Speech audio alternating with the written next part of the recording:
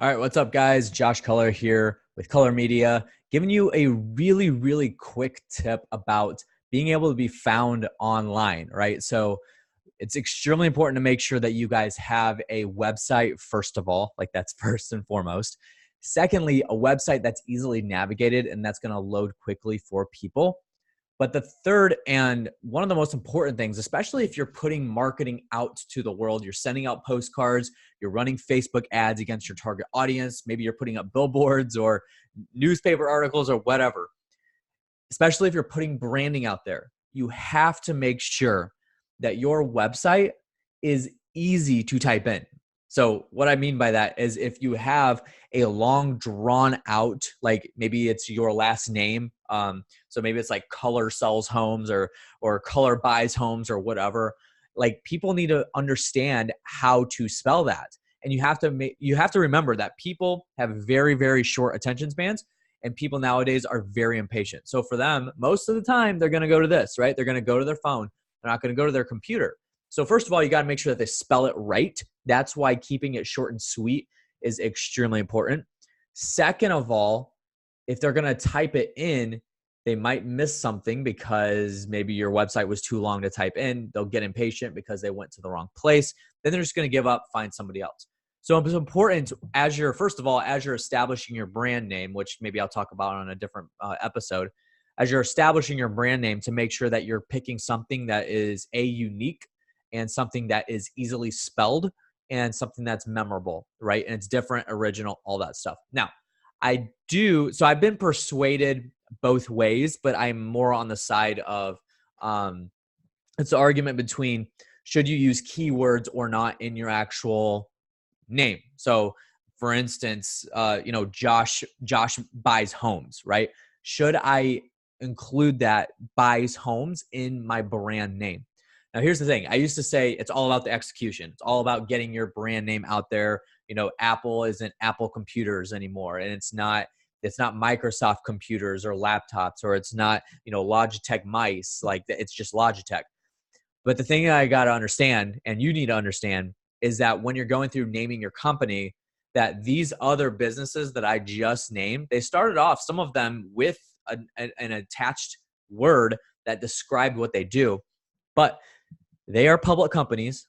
They have been able to throw millions upon millions of dollars at marketing in order for them to get their name out there to the point now where Apple doesn't even have their name on anything. It's just the Apple symbol, but they've been able to throw millions of dollars in marketing to get you to see that logo everywhere so that as soon as you see the Apple, you don't even have a question. You know exactly what it is. You, on the other hand, that's listening, probably don't have millions of dollars to throw in marketing in order to raise just awareness for your company name. So that being said, I think that it is good and maybe even vital for you to include keywords into your name. Now, I would say that on the fact that make sure it's not super generic, because if you become too generic, then you're going to just go in the weeds with everybody else. And then it becomes a who's going to offer me the most money game for the distressed seller. So be careful with that. So for instance, let me give you for instance, one company that I rebranded, Tahani Farhan and Jesse Rodriguez. I forgot what the name of their previous brand was, but when we rebranded, we named it Trust Start Homebuyers. Right? So trust start. So trust is a play on word trust, and then start, play on words. So it's unique. There's nobody out there that has that name. We checked the records for trademarks and copyrights, and nobody's got it. So we added the word home buyers to that. So even just using the word trust start in the brand name is going to help elevate that.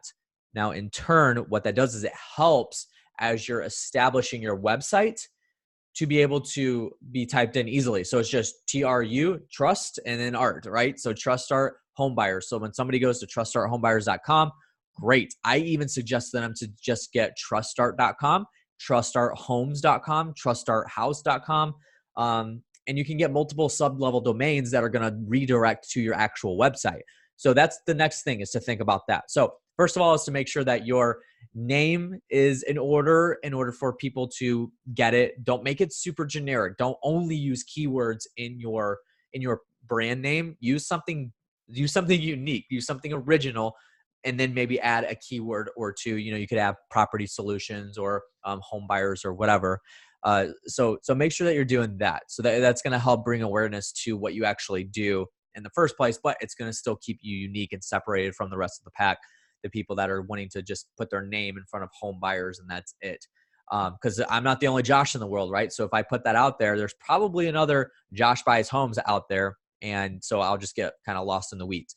So understand that. And then the next thing would be to make sure that your website is in line. So there's multiple options that you have here. You don't just have to name it truststarthomebuyers.com.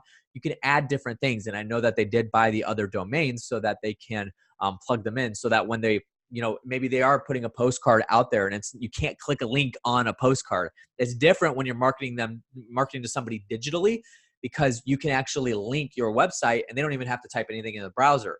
But if they're driving by a billboard and they see a website from your billboard, they have to actively go to their phone and type that in.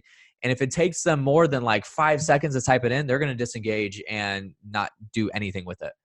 So you got to keep that in mind. So here's a couple options. So I'm on Namecheap.com right now. Namecheap.com is just a website that you can buy domains from, right? So for me, let me give you, for instance, for me.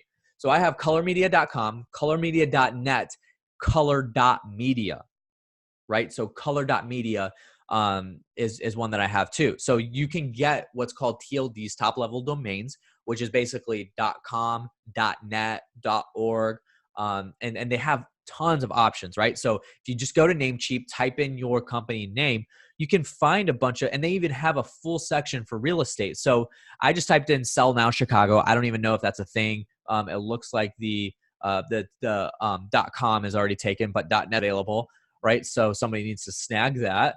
But if you go and you type that in and then you search the extra domains, the extra TLDs, then you can find what they have is, they've got Sell Now Chicago .for sale, or Sell Now Chicago .house, Sell Now Chicago .properties, .realty, .rent, .rentals. There's tons of options here. So that being said, you don't even need to have Sell Now Chicago. You can just say, go to chicago.house, and then you can go, it just redirects to your actual website. So be thinking about that. And then I would just load up as many of these domains as you can. They're all cheap. I mean, you're looking at like $10 a year. And for somebody to be able to go to your website and find all the information they need in order to get in contact with you, and for that to be easy for them to do. And you guys got to understand, the ease of finding you is it plays a very, very big role in you actually getting leads.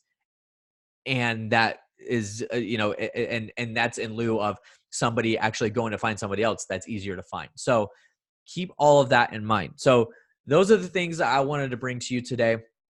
Some very, very simple things that you can do. Just even if you have a company name already, just get a little creative and find a different top level domain that you can have that's easy for somebody to type in. Chicago.house is super easy for somebody to type in, and it is easy to remember. It's unique, it's original, so you're not going to have any problems with somebody typing that in if they see your website on a billboard or if they see your website on a postcard or something like that. So keep those in mind. That's the tip that I got for you guys today. Hopefully that brought you value. And if you have questions about this, if you want to get in contact, just give me a contact. You could either reply to this newsletter or just type in josh@colormedia.com. Reach out to me. I'd love to answer any questions that you have for me.